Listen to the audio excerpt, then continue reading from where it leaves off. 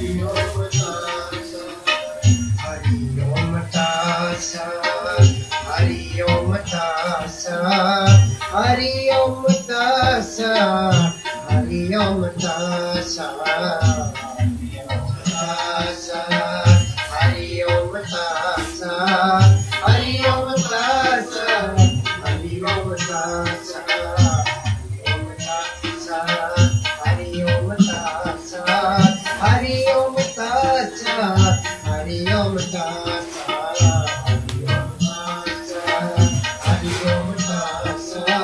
हरि ओम तासा हरि ओम तासा।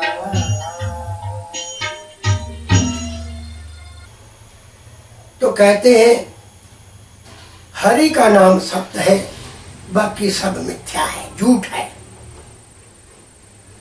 हरि कौन? जो हर हर में विराजमान है, वही हरि है। हरि का संधि छेद करो,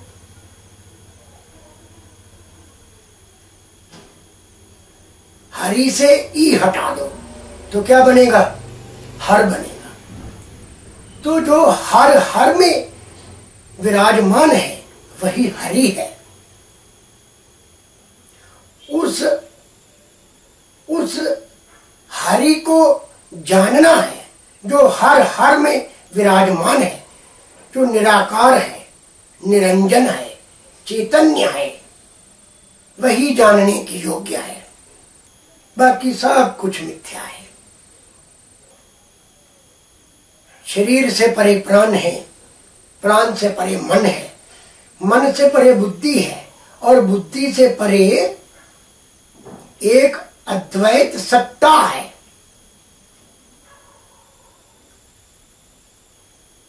उस सत्ता को जानना है। जब हम उस सत्ता को जान जाएंगे, जैसे बर्फ का टुकड़ा स्वयं को बर्फ मानकर जीता है, उसे बनने का और मिटने का दुख रहेगा। और जब उसको ये पता चल जाए कि मैं पानी से बनता हूं, पानी में बनता हूं और मिटकर पानी ही हो जाता हूं, तो उस दिन, जिस दिन उसको ये मति, ये बुद्धि आ जाएगी, उस दिन उसको बनने का और मिटने का दुख नहीं होगा। इसी प्रकार हमारे शरीर भी बनते रहते हैं, मिटते रहते हैं। बचपन चला गया, शिशु अवस्था चली गई, यौवन अवस्था चली गई, प्रौढ़ अवस्था भी चली गई, अब वृद्ध अवस्था आ गई है। सब कुछ बदलता जा रहा है। जिसने इनको देखा, जिसने इनको जाना, जिसके ऊपर ये अवस्थाएं घूमती रहीं, वो हमारा अपना आपा, हमारा चैतन्य है। उसको जानना प्रत्येक जीव का परम कर्तव्य है। मैं आपसे निवेदन करूंगा कि समय पर आकर संतों के प्रवचनों को सुने और अपने जीवन को कृतार्थ करें। समय इनकार कर रहा है, शेष चर्चा कल करेंगे। ओम शांति शांति।